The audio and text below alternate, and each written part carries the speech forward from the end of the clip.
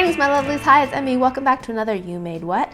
Today I have another prison ramen recipe. It comes from this book. It's called Prison Ramen and it's recipes and stories from behind bars by Clifton Collins Jr. and Goose Alvarez. I've done two other recipes from this book. If you missed those videos, I should put the links down below. One was about DIY candy and the other one was a ramen recipe. What I really appreciate about a lot of these recipes is the resourcefulness involved in making these recipes. So for example, this recipe, you don't use any mixing bowls because you don't have them in jail. And in fact, you cook the tamale in a plastic bag.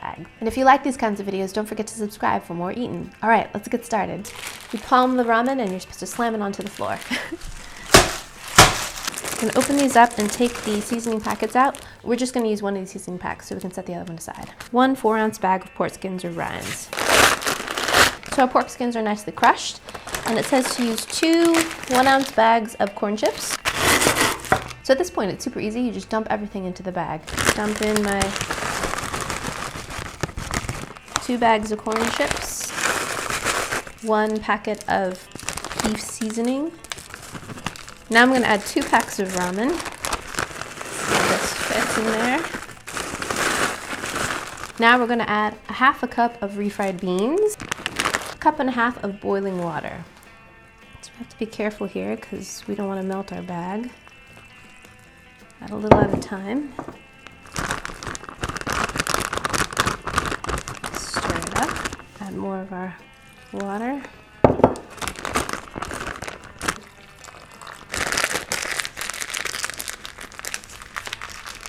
And wrap it in a towel to keep it warm while it cooks.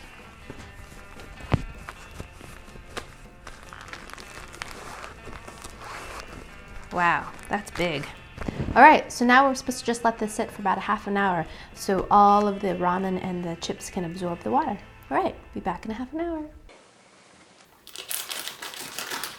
Okay, and there she is. She's pretty substantial and pretty amazing. Look at that. So next, we're supposed to add some squeezable cheese. I'm just gonna add some Cheese Whiz. All right, I'm gonna get a little bite with cheese on it, and it smells like pork cracklings. Itadakimasu.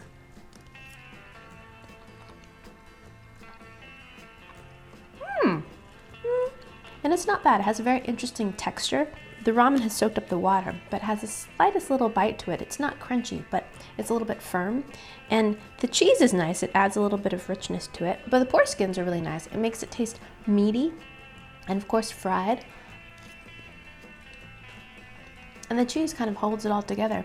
It makes it taste like nachos. And then you got a little bit of the Fritos in there too, which makes it taste corny, which is reminiscent of tamales. I'm gonna have a little bit of Cholula on it because hot sauce always makes everything better.